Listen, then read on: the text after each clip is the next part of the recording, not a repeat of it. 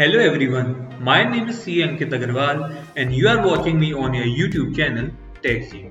My topic for today is on updated return, that is ITR-U under the Income Tax Act.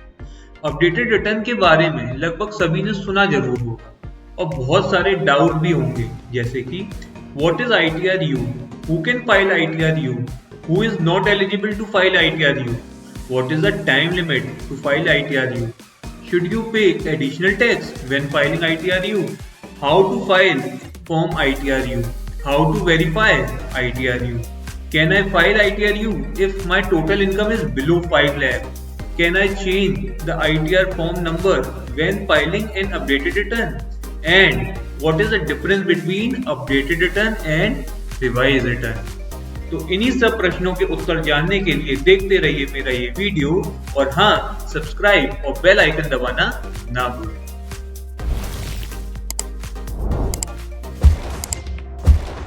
तो शुरू करते हैं। What is ITR-U? ITR-U is known as updated return, जिसका मतलब है अगर आप कुछ रिपोर्ट करने से भूल गए हैं तो यही वो एक मौका है। बोले तो section 139 clause A capital A of the Income Tax Act gives you a chance to update your return. यहाँ अपडेट का मतलब सिर्फ पुराने रिटर्न को अपडेट करना ही नहीं है, पर फ्रेश डिटेल भी फाइल कर सकते हैं। Now, who can file ITR-U? कौन भर सकता है ये रिटर्न? इस क्वेश्चन में इन्होंने तरह तरह से समझाया है कौन भर सकता है और कौन नहीं, और यही सबसे इंपॉर्टेंट पार्ट भी है इस सेक्शन का। Point number 1, any person who has already filed his return and detected some error in it, फिर चाहे वो ओरिजिनल रिटर्न हो, रिवाइज रिटर्न हो या फिर बिलेटेड रिटर्न, या फिर he did not file his return at all. क्या मतलब? यानी अगर आप अपना रिटर्न फाइल करना मिस कर गए हैं तो भी आप अपना रिटर्न फाइल कर सकते हैं। है ना मजे की बात? Point number 2, N updated return can also be filed if income is not declared correctly, यानी आपने इनकम में कुछ कमियां छोड़ दी हों।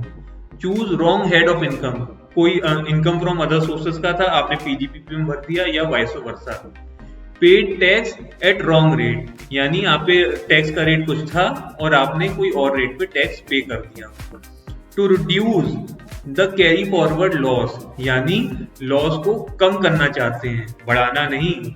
To reduce the unabsorbed depreciation, यानी कि डेप्रिसिएशन का क्लेम कम करना चाहते हैं। To reduce tax credit under section 115 JB और 115 JC, यानी कि मिनिमम ऑल्टरनेटिव टैक्स या फिर ऑल्टरनेटिव मिनिमम टैक्स का क्रेडिट कम करना चाहते हैं। इसका क्या मतलब हुआ?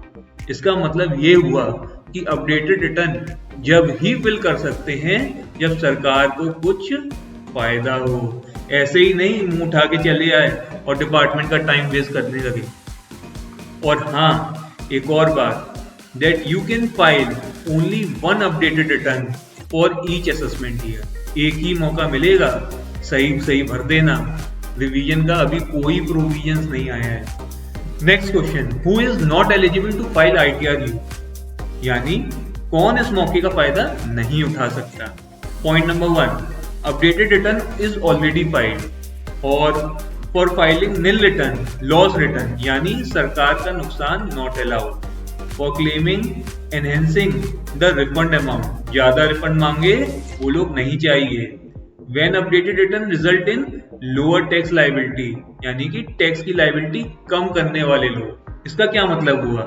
इसका मतलब ये हुआ कि अगर सरकार की जेब में कुछ भी नहीं आना तो प्लीज आप भी मत आना।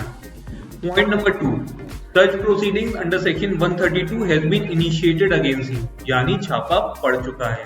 A survey is conducted under section 133A or books are being seized or called by the department under section 132A, या फिर if any assessment, reassessment, revision, recomputation is pending or completed, यानी कोई भी सरकारी पूछताछ चल रही हो तो आप अपडेटेड रिटर्न नहीं फाइल कर सकते।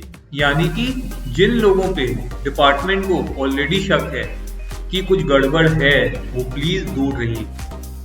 Point number 3, if there is no additional tax outgo, इसका क्या मतलब हुआ? इसका ये मतलब हुआ कि अगर आपकी टैक्स लायबिलिटी एडजस्ट हो रही है ऑलरेडी डिपॉजिटेड टीडीएस से या कैरी फॉरवर्ड लॉसेस से, तो भी आप अपडेटेड रिटर्न नहीं भर सकते। ये तो यार बड़ी नाइंसाफी है। अब जो है सो है, मैंने थोड़ी ना लॉ बनाया है। Next question, what is the time limit to file ITR-U? बहुत ही important question. The time limit for filing ITR-U is 24 months from the end of relevant assessment year. This means ITR-U is applicable from 1st April 2022. So, during the current financial year 2022-23, you can file ITR-U for assessment year 2021 and assessment year 21-22. यानी कि आप financial year 19-20 और financial year 20-21 का return update कर सकते हैं till 31st March 2023. Next question, should you pay additional tax when filing ITR-U? And the answer is yes. You will have to pay an additional tax under section 140B depending on when you file ITR-U. यानी जब आप file करेंगे उसके हिसाब से additional tax decide होगा. इसका मतलब है अगर आप अपना ITR-U with in 12 month from the end of relevant assessment year भरते हैं, that is for financial year 2021, तो penalty of 25% of the additional tax plus interest देना पड़ेगा. और अगर आप अपना ITR-U with in 24 month from the end of relevant assessment year भरते हैं, दैट इज फाइनेंशियल ईयर 19-20, तो penalty of 50% of additional tax plus interest देना पड़ेगा. Next question, how to file ITR-U? As per the income tax rule, the updated return has to be furnished along with updated version of the applicable ITR form. यानी आपको ITR-U अपने normal ITR return के साथ file करना पड़ेगा. Next question, how to verify ITR-U? ITR-U वैसे ही verify होगा जैसे आपका नॉर्मल रिटर्न होता है. यानी कि अगर फॉर टैक्स ऑडिट केसेस हैं तो you can verify with DSC, and if there is a non audit case then by EVC. A very commonly asked question by everyone, that is, can I file ITR-U if my total income is below 5 lakh and I have claimed a rebate under section 87A? ये क्या हुआ?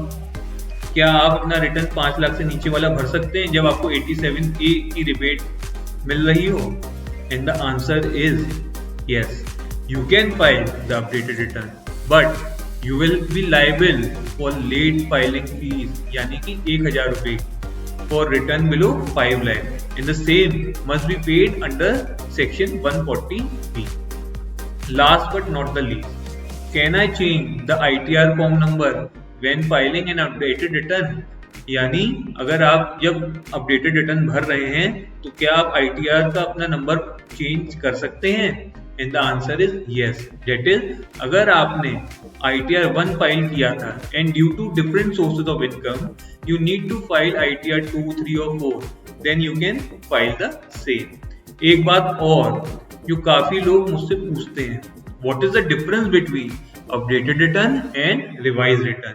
तो सुनिए, updated return can be filed even if you have not filed the original return.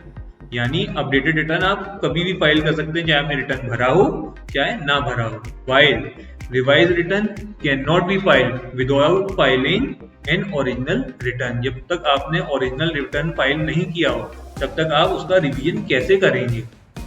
Updated return can be filed only if there is an additional tax liability. यानी government की जेब में अगर रुपया आ रहा है तो ही आप अपडेटेड रिटर्न भर सकते हैं. While revised return has no such restriction. यानी टैक्स आ रहा हो चाहे ना आ रहा हो आप रिवाइज रिटर्न भर सकते हैं, क्योंकि वो आप अपनी किसी एरर को सही करने के लिए ही भर रहे होंगे.